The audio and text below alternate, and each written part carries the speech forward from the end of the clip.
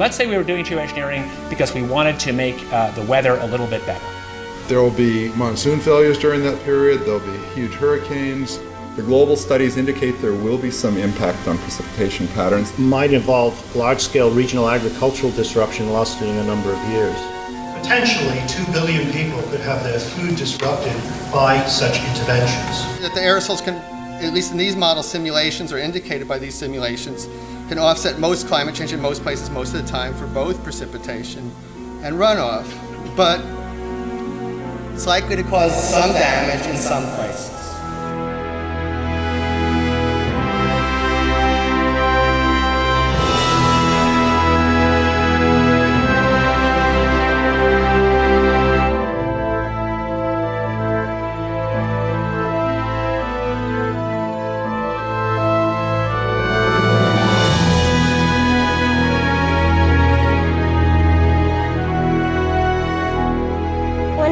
I want to be either an artist or a teacher. I want to grow up in a world where there's lots of nature. I love nature.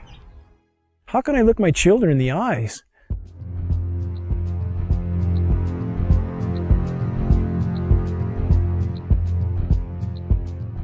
and not try to shed the light on this issue, knowing every breath they take is laden with these metals? I have been forced to conclude that there is no greater or no more immediate threat to anything that lives and breathes than the global geoengineering programs short of nuclear catastrophe.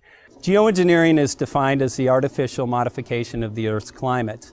Geoengineers are proposing spraying 10 to 20 million tons of toxic aluminum and other substances into our sky for the stated goal of cooling our planet. So let me distinguish these two different kinds of geoengineering as clearly as I can. So the first one is we call solar radiation management, and that's the idea that you could put mostly reflective particles or other means to make the Earth whiter, effectively to increase the Earth's reflectivity, reducing the amount of heat that's absorbed by the sun, and therefore exerting some overall cooling tendency on the Earth. I think, though the initial results of climate models indicate that reflection of sunlight away from the Earth can offset most climate change in most places most of the time. But it will damage some places. We've mostly thought about sulfur, and nevertheless, there might be some good reasons to think about alumina. It turns out, first of all, there's been a lot of work on the environmental consequences of alumina in the stratosphere. There's a bunch of papers going back to the 70s that look at the radiative and ozone-destroying properties of alumina in the stratosphere, and those make you think it might be useful. Do this in just a jet in a very simple way, make high-quality alumina particles just by spraying aluminum vapor out, which oxidizes. So it's certainly, in principle, possible to do that. Since we released What in the World Are They Spraying?, hundreds of people from around the world have began taking rain tests.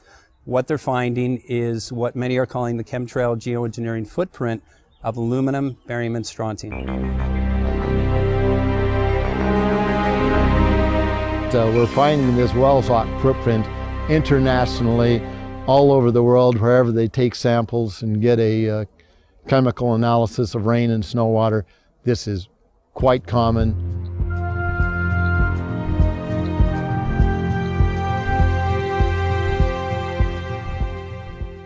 Wherever you see the jet chemtrails go over, you're going to get aluminum, barium, strontium coming down on you. Why would we not believe it's happening when what we see in the sky matches exactly the express goal of numerous geoengineering patents, about 160 or more? Why would we not believe this is happening when every element showing up in the rain tests are the primary elements named in those geoengineering patents? Why would we not believe this is happening when we have escalating levels in very short time frames, as short as 5 years? We see rain levels of aluminum, for example, escalating as much as 50,000%. California air quality studies do not show these metals migrating from China. And it's of recent origin, so this bombardment of heavy metals that's raining down on us is coming from somewhere. Why would we not believe geoengineering is occurring when the weather patterns are so altered here in exactly the manner stated by geoengineers and reports on the consequences for geoengineering, which are diminished rainfall, which are increased ozone destruction? We have a massive ozone hole in the northern hemisphere now. Should aluminum be in the soil in the rain? And yes, it should be in the soil. It's naturally there. Always was there. And should it be in the rain? Well, absolutely not. But the standard reply has been your samples are contaminated But since we are getting samples now that show 0 aluminum, and we're getting lots of barium and strontium and 0 aluminum, so that just proves that if there was dirt in our samples of some sort, dust blown up from the ground, we should get some aluminum in some detectable quantity. The primary ingredients in geoengineering are specifically the oxides of metals, including aluminum oxide.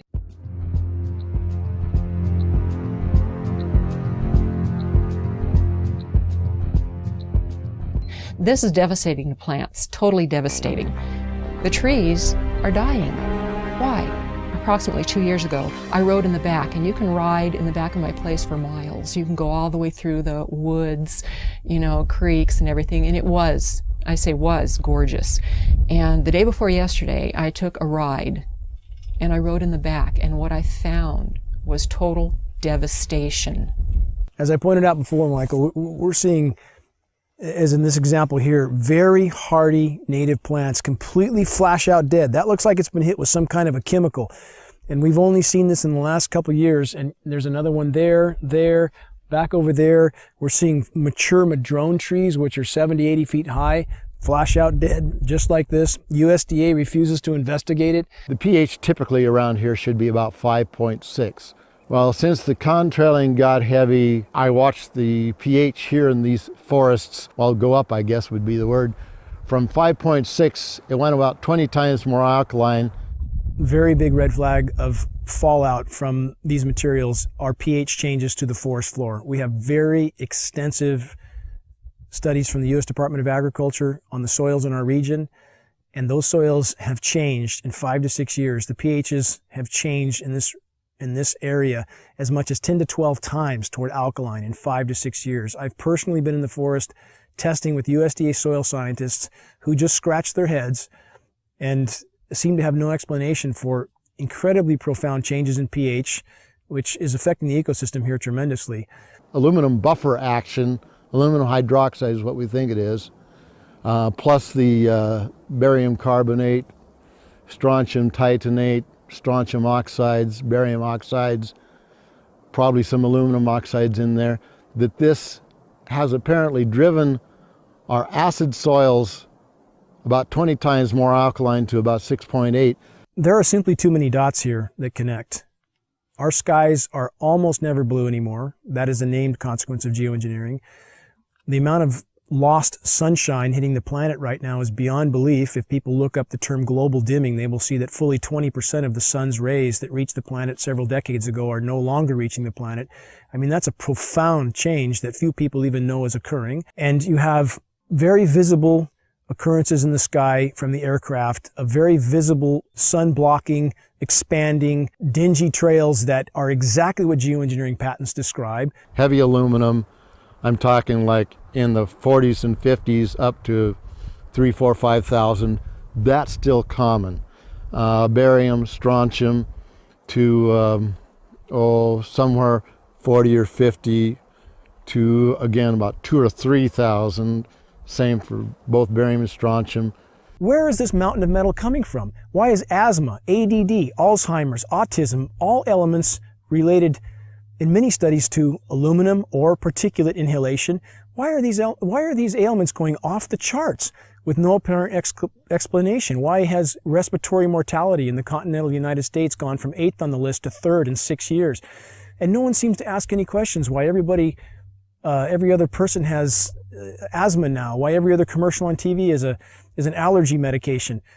And again, when David Keith, the world's most recognized geoengineer, was asked on the record, had there been any studies done as to the consequences of dumping 20 million tons of aluminum into the atmosphere, his answer was patently no. While geoengineers claim that their models are to cool the planet, a number of studies now are arising that indicate, yes, temporarily there will be regionally cooling as these particulates reflect the sun. However, they actually at night act as a blanket and will warm the planet. So the question now remains, why in the world are they spraying? One of the things that geoengineering is about when you're environmentally doing something with the atmosphere is that you can be engaged in weather modification.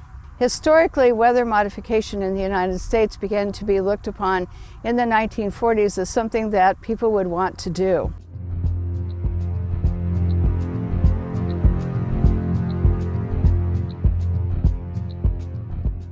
And so they started looking at making it enhancing snow, enhancing rain. They started looking at hurricane control. There was a whole bunch of projects in the 40s that started. One was Project Storm Fury, which turned into a disaster when they tried to modify a hurricane. I'm Mark McCandlish.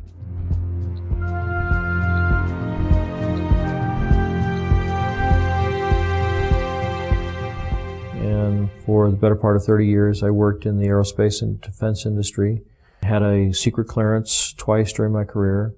Some of the technology that I saw or participated in the creation of tends to play a role in some of the things that are used to control the weather. The very distribution process is being employed in the aerosol campaign, manipulating the weather, crops, taking over the food production or controlling the food production. The military applications, the process evolved when they realized in the 1800s that you can put things into the environment that will influence the uptake of moisture and where it drops out of the atmosphere again. My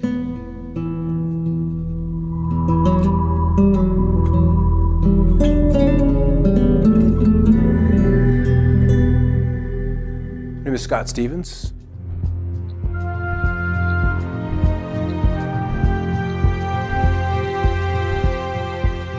I was a television weatherman for 20 years.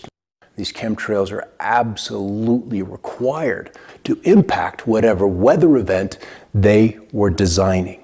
And the trails were an absolute necessary ingredient for them to achieve their weather modification goals. So we're finding the aerosols, the metal particulates, all of those can be used and leveraged to create weather events that are several standard deviations or outside what would be typically normal. When the geoengineering really got underway with the Russians in the mid-70s, we ended up with snow in Miami. We ended up with frost deep into Mexico. The bizarreness of the weather really exploded on the scene when weather engineering got going in the mid-70s. The Dakotas, in winter, they recorded a temperature of almost 100 degrees, 94 degrees. It broke the former record by 32 degrees.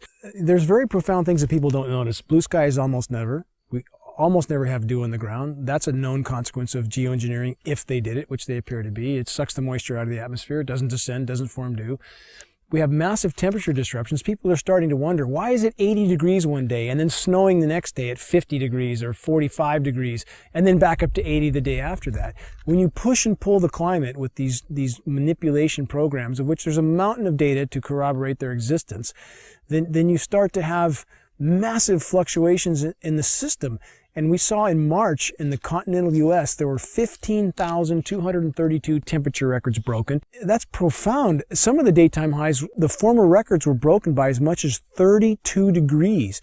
Don't people wonder what in the world is going on? Whether they want to make it snow at 45, 46, 47 degrees. I remember when 38, 39 was a big deal. Those kind of snowfalls in the upper 30s. And now that's been pushed into the 40s. There's a patent called ice nucleation for weather modification. This is a patent from NASA.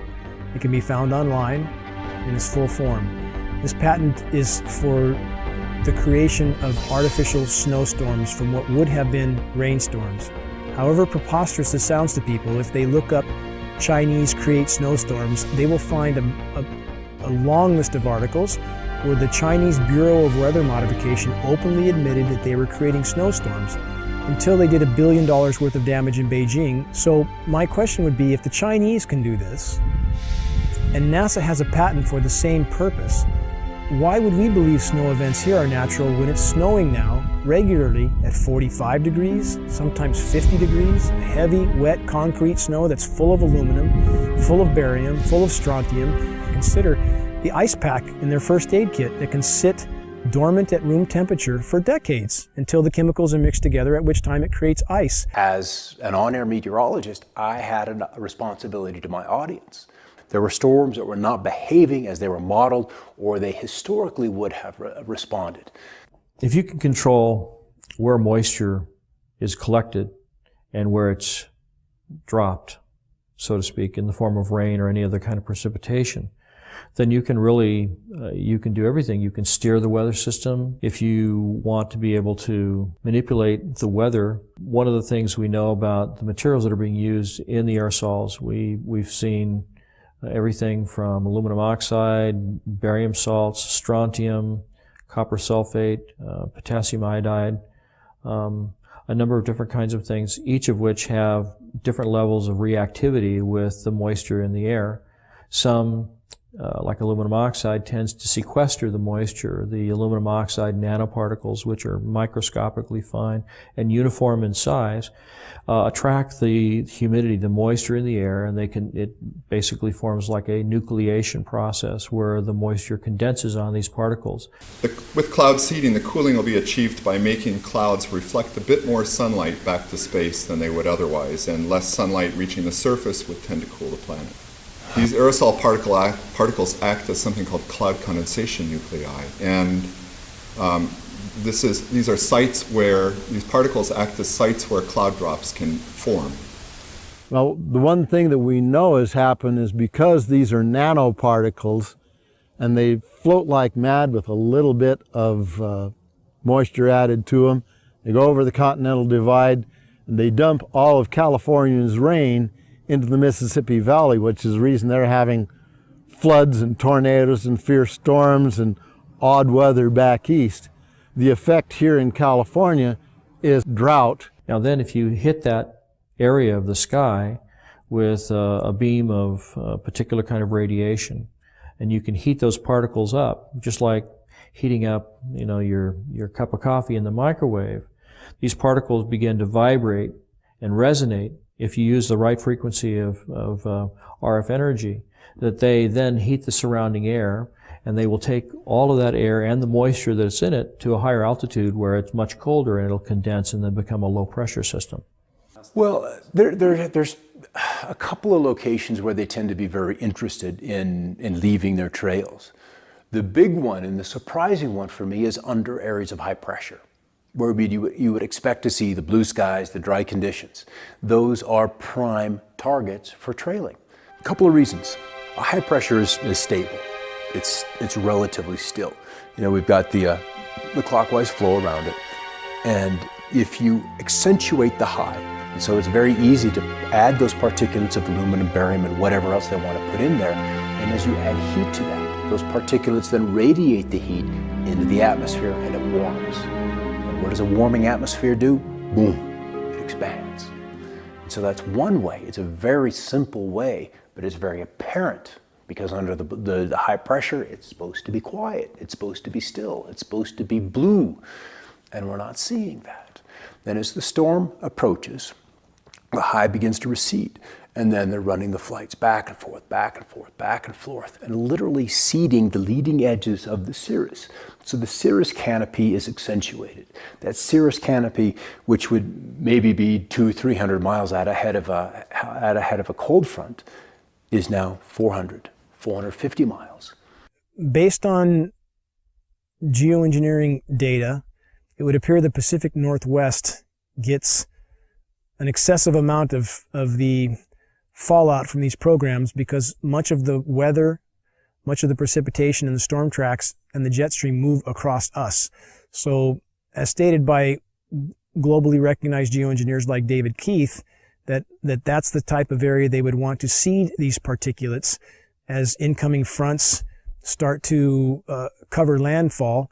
And that's exactly what we see here. When there's any kind of incoming front, we see jets everywhere. The global studies indicate there will be some impact on precipitation patterns, and obviously there's a lot more opportunity for work in that area.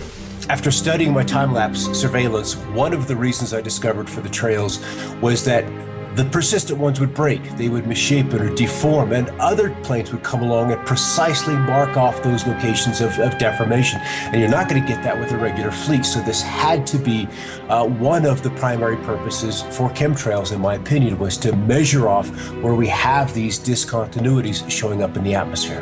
And in doing these actions and discovering those zones where there's different energies in the atmosphere, I think that plays very closely into their weather engineering programs of mark, surveil, and then that data goes into a weather model that they can then use to forecast or, once again, engineer the weather to their designs. But you can also influence what happens locally with the atmosphere by painting the materials that these aerosols are made of with different kinds of radio frequency or RF energy, radar, microwave, the HARP system. You know, HARP is an array, a field of antennas, radio frequency antennas. They're 72 feet tall, and they have a cross diapole across the top that's about 60 feet in each direction. 180 of these are in the array today, so you can imagine this field of antennas. What happens is by firing each one, they produce radio frequency energy that normally comes off of an antenna, spreads out rather rapidly. Same principle.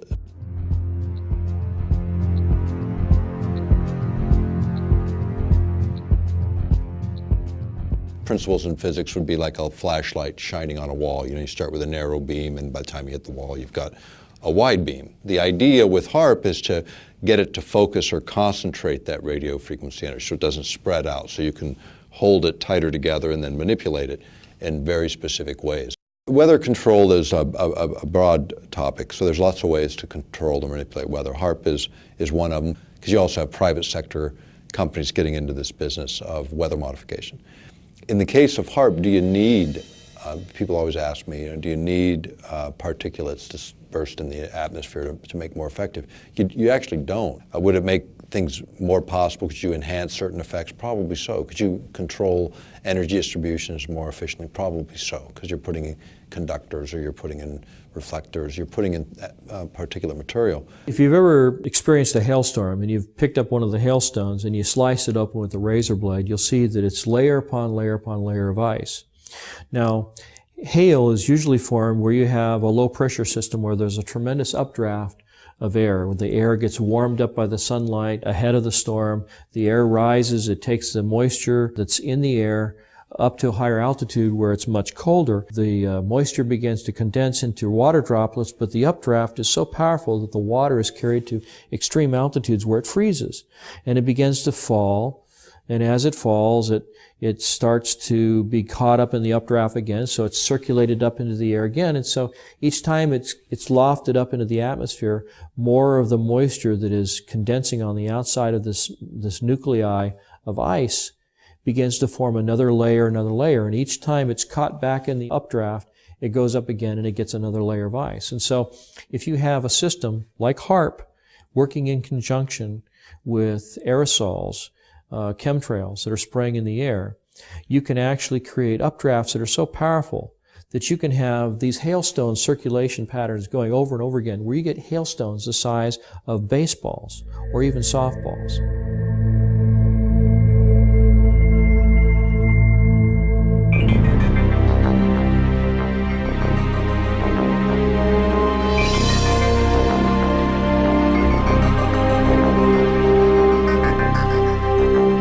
Weather has always been a strategic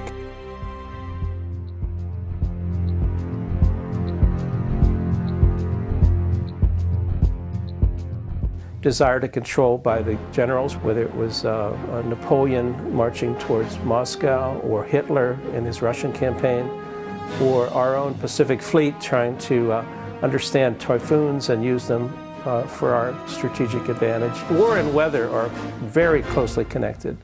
And they've been connected ever since about 1812 or so, maybe earlier than that. Hannibal had to face the snows in the Alps. And so there's a long history of weather and warfare interactions. Environmental manipulation is like the ultimate method of covert warfare, because you can literally shut down food production. You can create a situation where the people within a country revolt against their own government. And you're invited in to mop up the mess. The issue of owning the weather by 2025, which is a military publication, we've quoted it as far back as, I think, 94, 95 even. But you go back to these earlier reports and you look at sort of what was the objective, and the objective is exactly that: control the battlefield environment. Environmental factors give you an absolute advantage.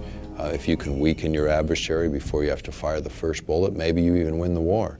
Whether it's incredibly historic sandstorms when we're invading Iraq, or you want to drought out or flood out a dictator that you're not happy with, or obscure a beach when there's a landing, or if you just want to make money on the futures market.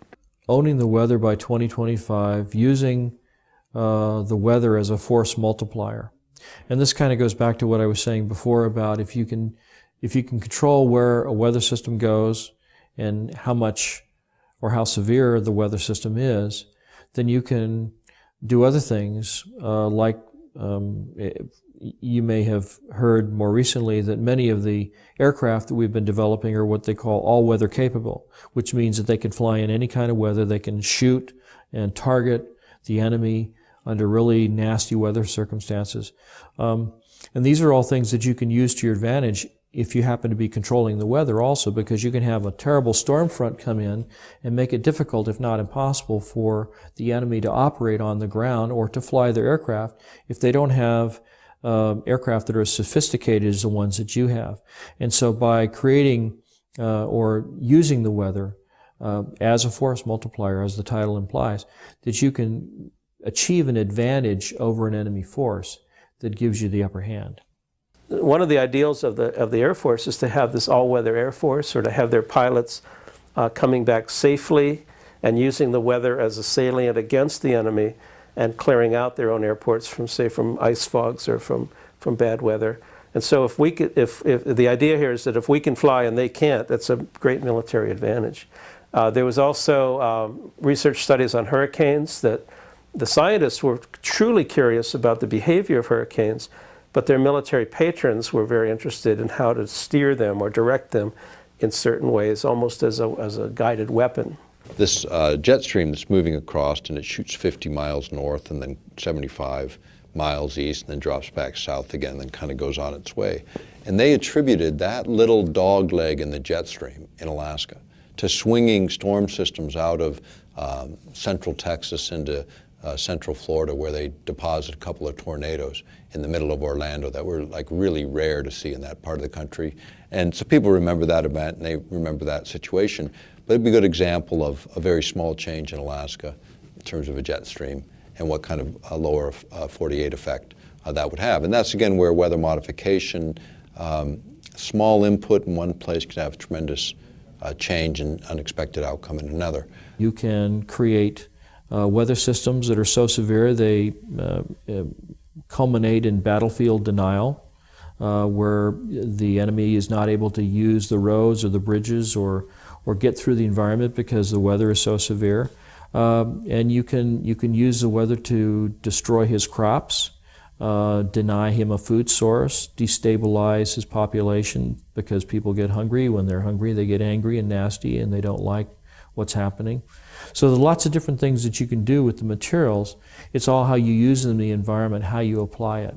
One of the biggest concerns of early cloud seeding, weather control activities by the General Electric Corporation, came from their lawyers who thought that the corporation was totally vulnerable to lawsuits, because if they started to make fair or foul weather, the people down below in Massachusetts or downwind of Schenectady could institute massive lawsuits that could put GE out of business.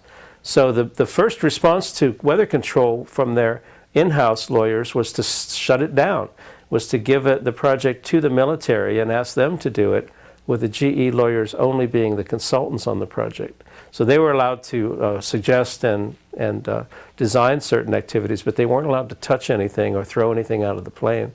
The United States government during the Vietnam War perfected weather modification techniques, and also they perfected releasing toxic chemicals like Agent Orange over many areas to defoliate land, trees, grasslands, and other areas.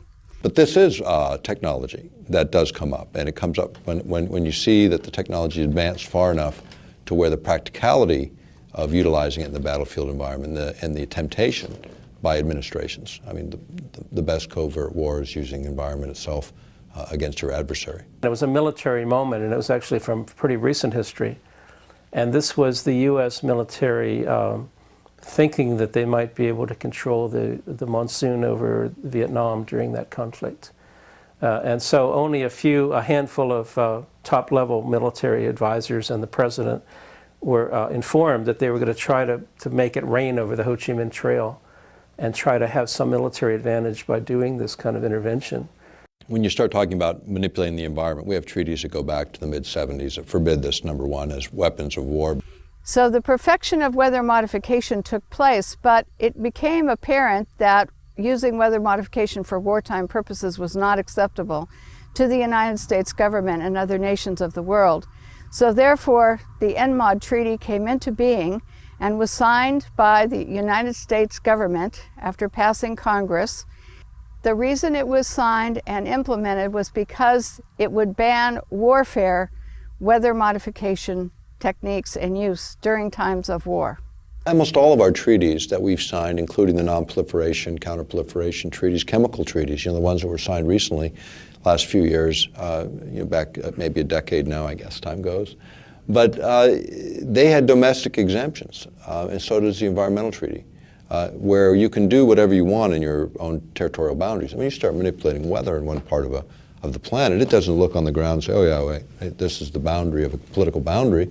It fails to recognize those. So you start to talk about geophysics and manipulating the planet itself, then it's a question of those kinds of exemptions shouldn't even be allowed. Meteorology and the military have a very long history, as I said, and it goes into the strategic advantage that multiplies your traditional force, that is your armament, into using nature to your advantage as well. They want to create a storm in the southeast, then they'll start engineering out over the North Pacific. That's where the trailees will be, because you want to work out several days ahead of time so you have less input, and you multiply that over a couple of days, you can have a big result in 5 days' time. So small input upstream, big result downstream. And one of the rules is always work with what's coming. Don't try to necessarily work against it. You can kill a storm in place. That's easy to do with HAARP. You just change the polarization, you change the ionization of the atmosphere, and the storm will fall apart. It will affect the setting up of the storm tracks, the jet stream, the location of the storms. And so you end up with an intervention on the solar side of things would pretty directly begin to affect the weather patterns. And so climate control, or attempted climate control, and weather control rely on this very large spectrum of intervention. It's also true that if you can forecast climate, you can control a lot of futures markets, and you could know if you had the best information, or if you had some leverage over what the climate system is going to turn out to be, you would be able to invest in advance in all your crop futures and your agricultural activities, and not just agriculture, but weather effects. I think it's something like 80% of the US economy is weather sensitive. And so all kinds of businesses would like to see some weather edge, some advantageous information that they would have. It's absolutely entirely possible to profit from the weather.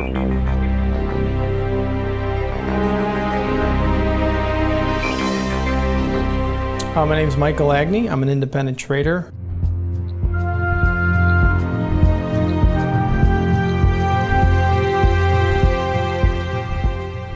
Trading commodities at the CME Group, member of the Chicago Board of Trade, and have traded derivatives and futures cash for over 15 years. Weather derivatives are financial instruments that firms would use to hedge risk concerned with adverse weather conditions. The first weather derivative was originally traded by Enron back in 1997. Weather derivatives started in 1999 at the CME Group. Big utilities, reinsurers to hedge against hurricanes or tornadoes or flooding, some sort of catastrophe, hedging against a cooler summer or a warmer winter. Let's just say I was insuring a product for $5 million, no matter what it was. Let's say if I was a utility company, a farmer, whatever it was. Let's say I had $5 million worth of crop, but I can do derivatives that are worth double that amount, and I can control the effects to where I collect on the insurance that's worth $10 million as opposed to selling the crop for $5 million. Yes, I could definitely profit from that. 2010, 2011, Southern Illinois, Missouri, those, we had a high peak of tornadoes and those types of adverse weather conditions definitely raised the price of commodities as well as drove the volatility, which also raises the price of commodities. You're going to make more money if a crop fails. You're creating insurance that's over the price of what your crop is worth, let's say. So if you can control the weather, you control how these products grow. And if you had an insight to how these products were actually seeded and what products you use to actually grow those items, corn, soybeans, and you can control that market, it's unlimited profit potential if you can control the weather. If you want to send, cold into the Midwest, you buy up pipeline capacity, you buy up options on heating and cooling degree days, you buy derivatives off of rainfall. There are mechanisms that you can make hundreds of billions of dollars annually and defray a huge chunk of the cost of this just on the Chicago Mercantile Exchange, playing with derivatives in the weather market. Weather derivatives are basically, you're betting that there's going to be a weather disaster, and you're betting that it's going to occur within a particular time frame in a particular location, and then, the money that you put up basically is like a bet. It's like a wager, saying that this incident's going to happen here, and then when it does happen, there's a big payoff. And that big payoff is something that motivates people to continue to participate in this kind of thing and maybe even feed the very process that's causing the bad weather to happen. Particularly if there's a connection between the people that are seeding the clouds and the people that are making investments. This is a new opportunity. It's a new tool for investors.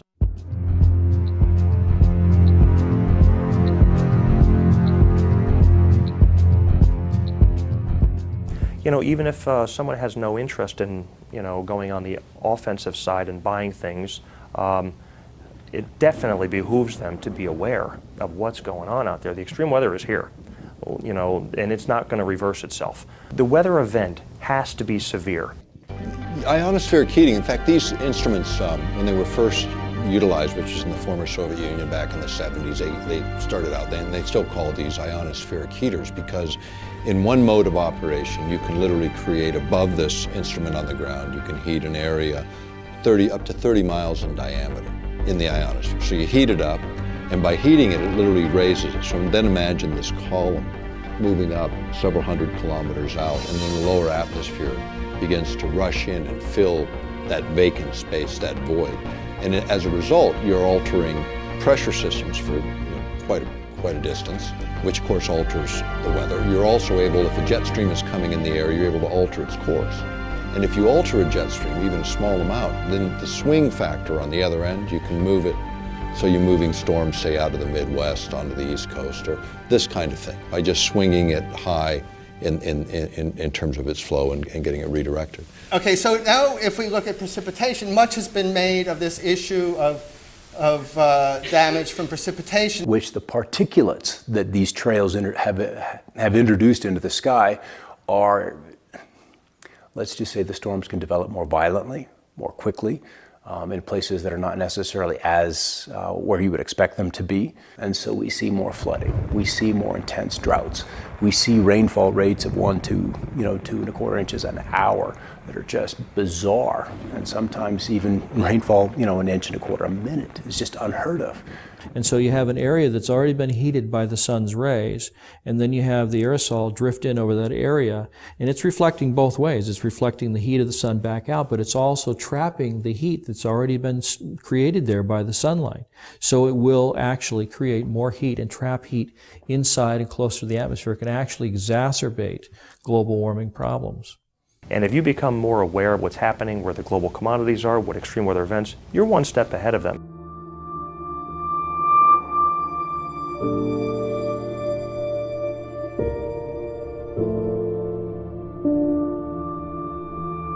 The nature of the risk and our ability to respond to the risk is much greater in the case of the scenario that might involve large-scale regional agricultural disruption lasting a number of years. So the agenda was drought. The agenda was to kill the storm, at least in that one particular spot. You see a tremendous and significant loss of property and crop production. Many times this will cause farms to go out of business. And when farmers go out of business, they usually have to sell. And then if there's somebody waiting in the wings to buy their land and then turn that land over to the production of genetically modified crops, you can see where there would be kind of a strategic advantage there. There's something that happened in the Midwest, and I'm sure everybody's heard about the flooding in the Midwest, and what happened is George Soros and his big corporate monolith went in and started buying up the farmland. So not only is it creating all these stresses, it appears to be a corporate land grab. In other words, when the farmers, the small farmers, go out of business, they're wiped out through these droughts and everything, then the big guys come in, buy up the land. And if you think of Western history, there's a lot of it concerning water rights and even water wars. And so they were shooting about access to water to water your livestock. And now people are thinking, or at least the people who are involved in weather control sometimes think about the river of moisture above our heads. And geez, if we could just tap that. But that too is a water right that would involve access to people that felt that maybe they had prior rights over it. You're reducing the food security of people through deploying these kinds of approaches that Potentially 2 billion people could have their food disrupted by such interventions.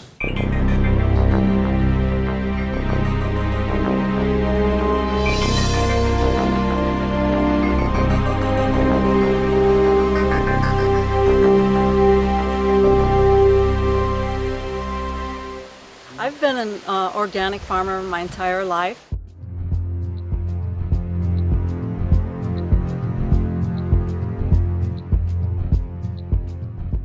And I've been, in the last 8 years, been certified organic. And so I've been growing food in a way that feels healthy, where I have the most energy. And now it's not so healthy.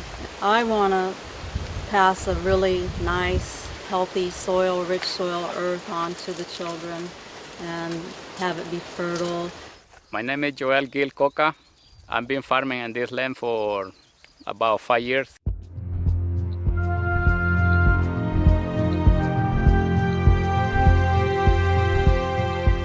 Since 2007, and I'm certified organic since 2001. 10 years ago, when I started working for myself, we can grow cilantro, no problem. We can grow basil, no problem. We can grow Chinese cabbage without get trouble, or any vegetable. But 10 years after, 5 years after, that everything started declining. Could you add some of the environment that affect a large population? The answer is absolutely yes. I started seeing chemtrails being laid overhead more frequently and noticing the change in the crop production. What we see in our area, anytime there's convective clouds, anytime there's a large cumulus cloud forming and beginning to rise, we hear aircraft in the vicinity, we see them actually flying over these convecting clouds, and then in a very short time, before those clouds generally will drop any precipitation, we'll see the entire cloud more or less dissolve into what looks like a massive smoke bank. If you can control the weather, then you can control where the rain falls or where it doesn't fall. And if you can do that, then you can control whose crops survive and whose crops thrive. And if you happen to be favoring a corporation or a group of corporations that are flooding the market with genetically modified crops, you can see how manipulating the weather can actually change the market share that one or more corporations have. And there's lots of different ways that you can do it. You can do it by denying precipitation or by giving too much. You can cause, unusually large hailstones to come out of the sky and completely obliterate a crop of corn. There's lots of different ways that you can do it. Tornadoes rip up an entire town, like Joplin, Missouri, I think it was. If you look back at the tapes of those weather systems and you look 5 days prior to that, you'll see that in those days preceding those events, there was all kinds of aerosols being sprayed all along the California coastline, where the moisture for those storms came from, where those storm systems originated. You know, it's insidious when you think about it. Well, Mike, I've seen since the chemtrails have come, there's a direct correlation with the way the food doesn't look as healthy and vibrant, and less of it, and that concerns me. And of course, all crop losses are related to weather modification problems, either climate, worldwide weather, or local weather, which is called microclimates. And these microclimates definitely determine what crop grows where and in which community. And so therefore, without stable microclimates, we cannot produce as much food for the rest of the world and ourselves as when we have a more stable microclimates, not only in the United States, but in other countries as well. We fertilize it really good and they still have a lot of trouble to produce. And I think this is not fun because we're losing a lot of money put them into this kind of production. In 2008, 2009, 3 times I lost my complete planting of Chinese cabbage. Weather events is one of the key components to most commodities that are traded. Let's just say your agricultural group, corn, soybeans, wheat, something along those lines. Weather is by far the largest affecting factor in the price of those commodities. If one farmer's crop fails, we have a major crop failure, say in corn, now that's going to affect every other company that uses corn in their manufacturing process. There's going to be less of it. And anytime there's less of something, that creates a price rise.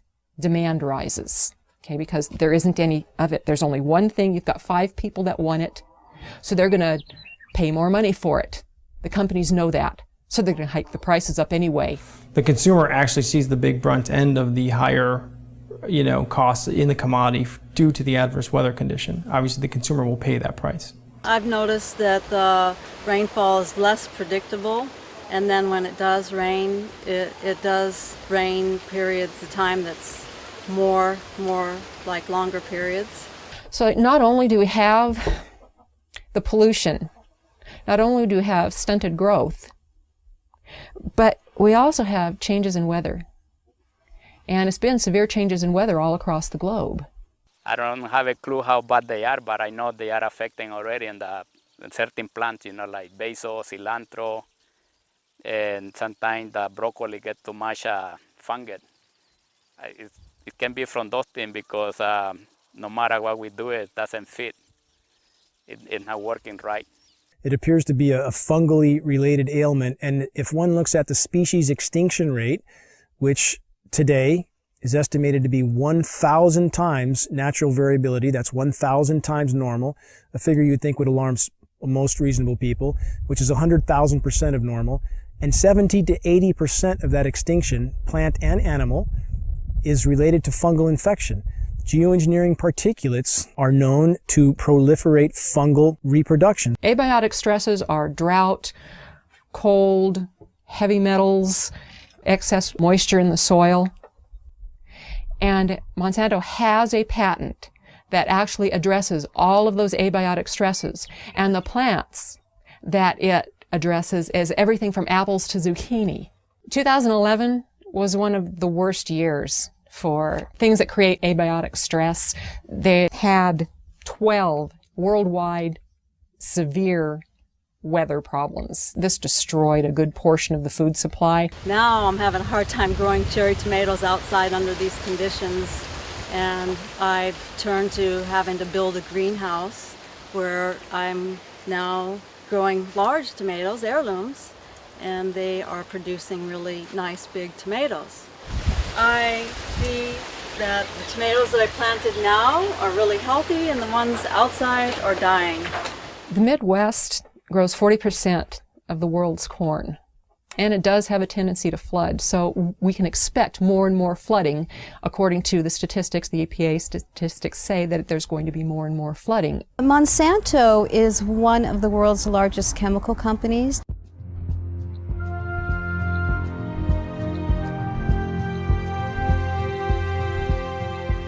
They also own 90% of the seed companies in the world right now, and they are the largest company putting out genetically modified seeds. So what does Monsanto do? Corn is the lead-in because corn is in just about everything. Corn is the main crop. And Monsanto leads in with corn products before it does anything else. So what we have is Monsanto leading in with a drought-resistant corn and an abiotic stress-resistant corn. The drought and the flooding, it's all the same patent. Monsanto has a patent for abiotic stress. Abiotic stress is the drought, it's the flooding, it's the excess soil, it's anything that's going to stress a plant. GMO is genetically modified organism, and it's also called GE, genetic engineering. Well, the history of farming has been a farmer will plant a seed into the ground. There will be nutrients in the ground that will enable that plant to grow. And then at the end of the growing season, they will take some of the seeds and they will save them for next year, and they'll grow their next crop. But what is going on with the genetically modified seeds is they're what's called terminator seeds. A terminator seed will not produce other seeds.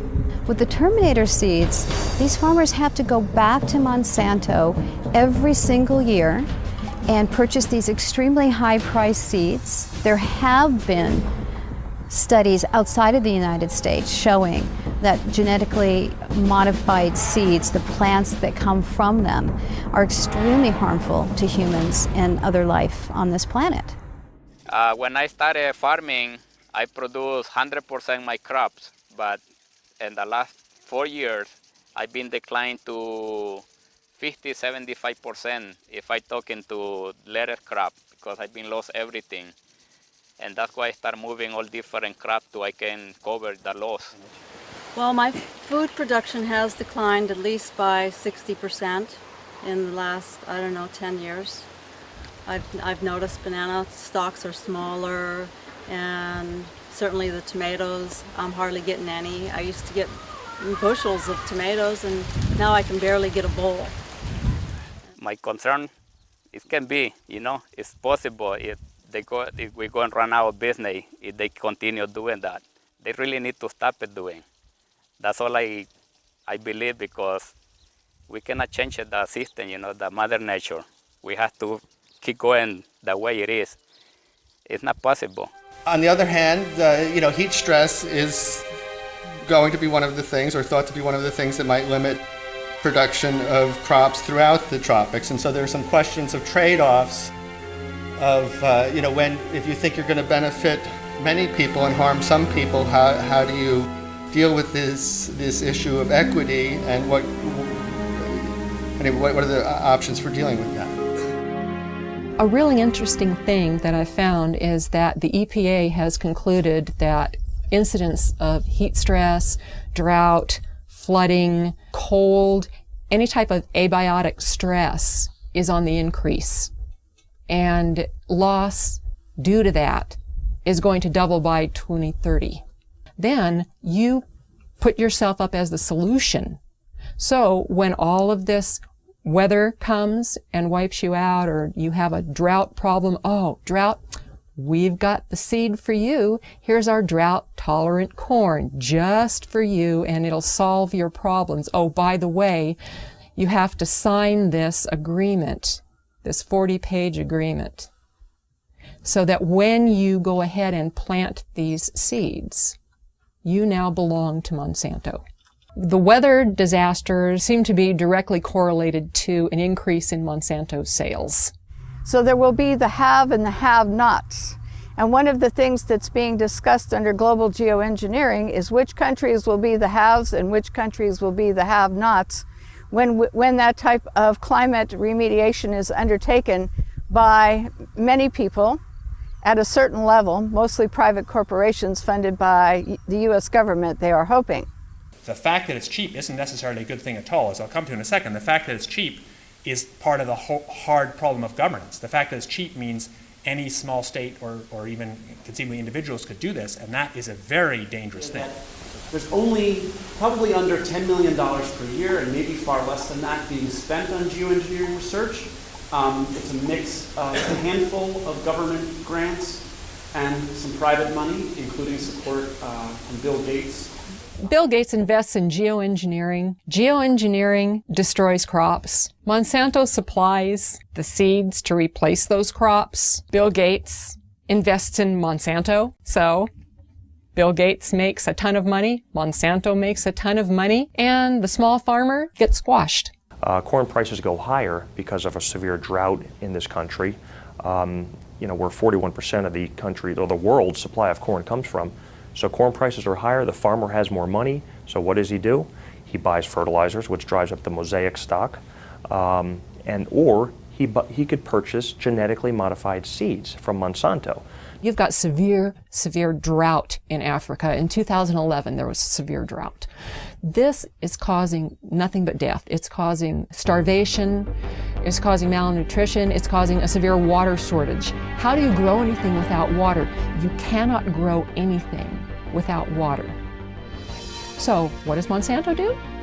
They say, oh, we got a drought-tolerant corn for you. There's been an excessive push to get bioengineered crops into Africa. They look at severe conditions as an opportunity. They're disaster capitalists. Okay, so here you have farmers and they've got flooding, they've got droughts, they've got everything that totally wipes them out. So what happens? Okay, if they plant it early enough in the year, they can go ahead and try and plant again. So buy more seed. Okay, buy Monsanto seed. So they're just raking up on that end of it. Okay, so if you can create enough weather manipulation, you can shorten growing seasons, you can create enough of that disaster, and you've got the seed supply, they've got to come to you.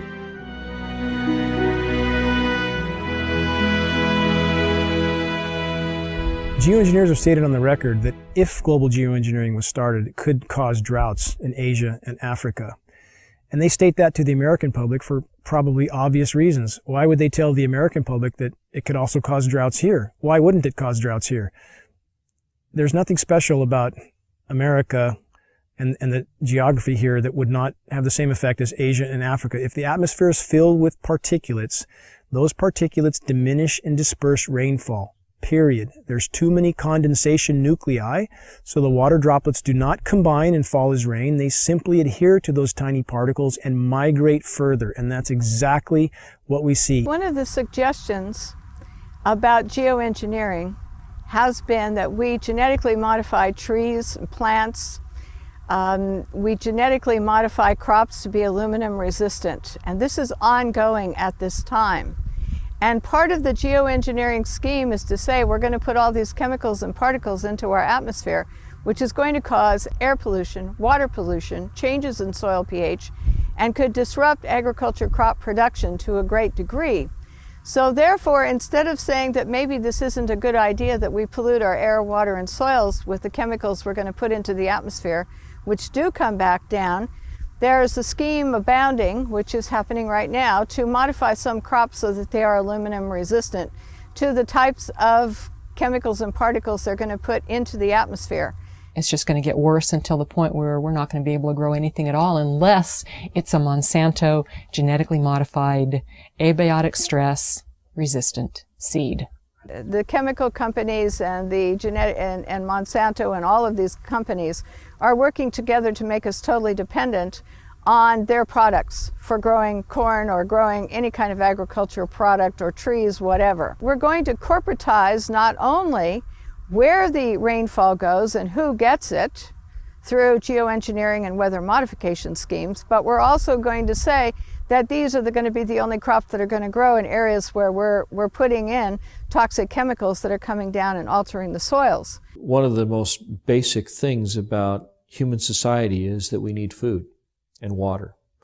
And these are two of the things that are most severely dependent upon good weather. Rain at the right time of the year, sunshine so crops can grow, not enough sunshine and they don't grow, too much water, the plants die, not enough water, the plants die. All of this goes back to the amount of food that's available. So if you starve people, they will be vulnerable. They will be much easier to manipulate and forced to do whatever a government wants them to do. So if you control how much food there is or its availability through things like the weather or using the weather as a strategic tool militarily, you can, dramatically influence what's going on in a country. And by doing that over and over again, sequentially through a region, it's possible that you can change the political spectrum over an entire region by doing this over and over again. Maybe even, do it over a much wider region, create so much instability that you're able to, come in and say, oh, we have these wonderful fast-growing crops, genetically modified, and this you'll have something to eat in less than 3 weeks, and I imagine that if you can control the food supply, that you can then consolidate the financial and the political interests of a country. Could predicting the weather enable a group or specific entity to profit from that knowledge of knowing what type of weather or weather pattern will be? Absolutely. That's what all commodities are driven by. They're driven by predicting the weather, how the weather will be in a certain location, and that directly is correlated to the price of that commodity. Absolutely. There's no doubt.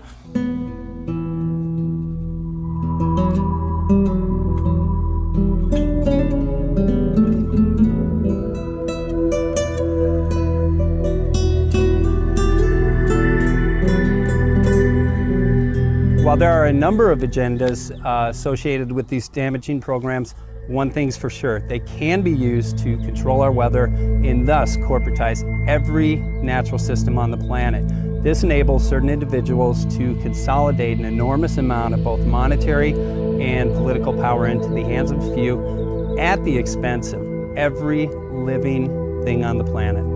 Just by definition, the geoengineering programs are a direct assault on the most elemental aspects of nature. What we're doing when we modify the weather is we're changing the world's climate and we're changing the microclimates, and we are doing it. There are things we can say for certain. There's a mountain of metal raining down on us. We are certainly breathing that metal. We have documented from the computer modeling some unintended consequences. If such a contamination is present, shouldn't we investigate? Shouldn't local agencies investigate, which they have patently refused to do? There's no question that large-scale climate engineering is untested and dangerous. I would disagree quite strongly that it doesn't exist. I think that the capacity to do it in engineering terms most certainly exists, and that's part of the reason we have to think seriously about how we manage that. We are breathing a mountain of metal, and that can't be denied. If geoengineering continues and the weather manipulation continues and genetic modification continues overtaking, we're going to lose our ability to grow good, nutritious food. We are going to lose our ability to thrive. I personally consider this ongoing toxic dumping into our atmosphere to be, along with nuclear radiation, the most dangerous threats to our health and to our environment.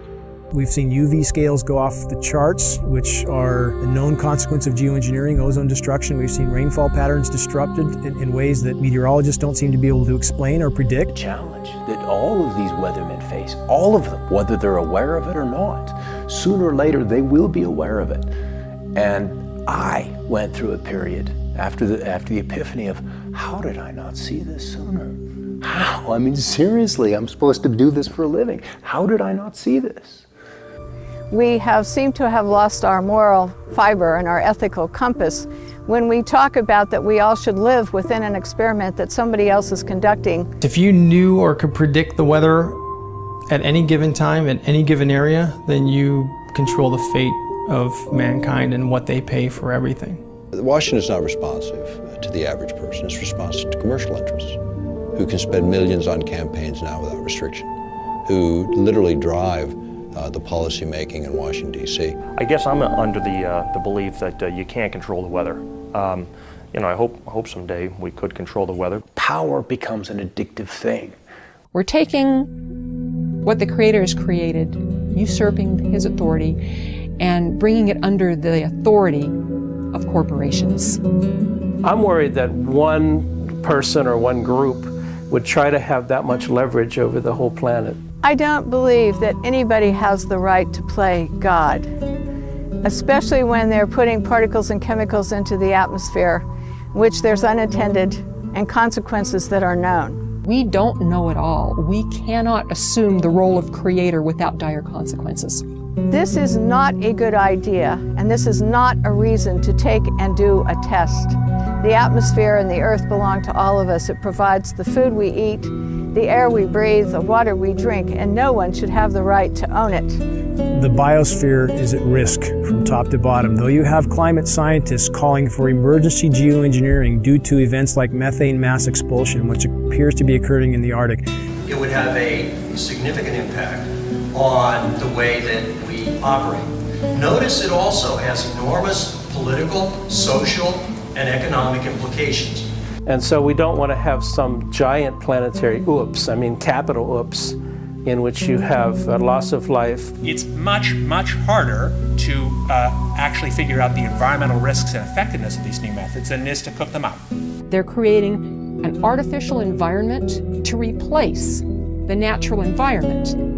Shredded ozone layer, global drought, toxified soils, poison populations. Don't these issues matter? Affecting ecosystems in ways we've never been able before. The whole concept of literally playing God with the technologies we have at our fingertips today.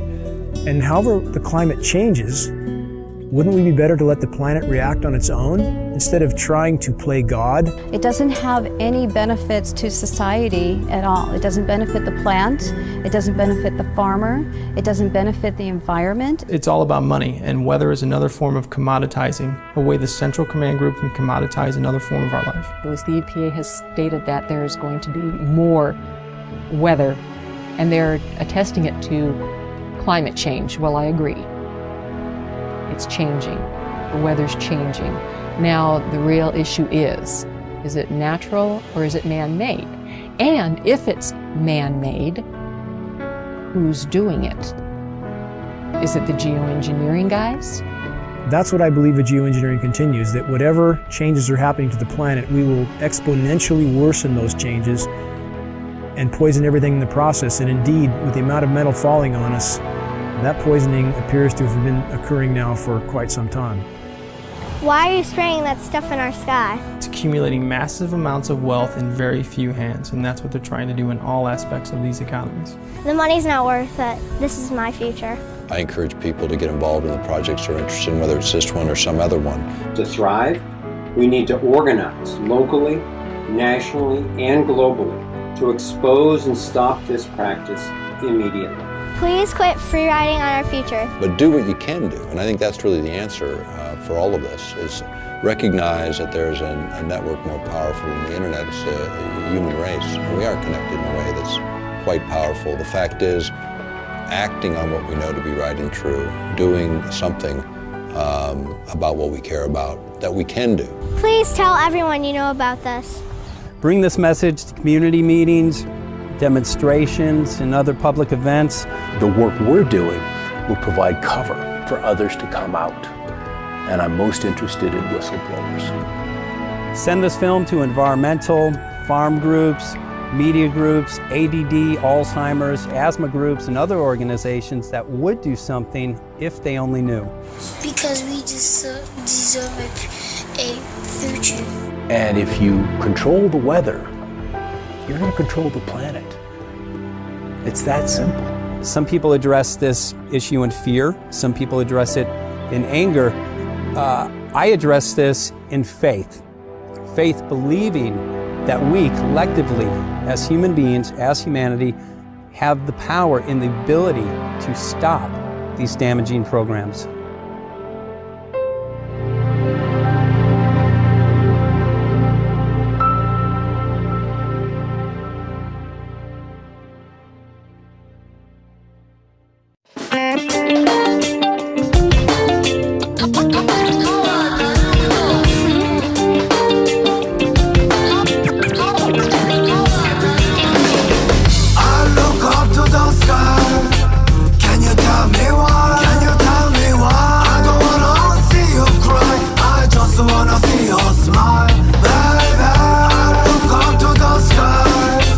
Can you tell me why? I don't wanna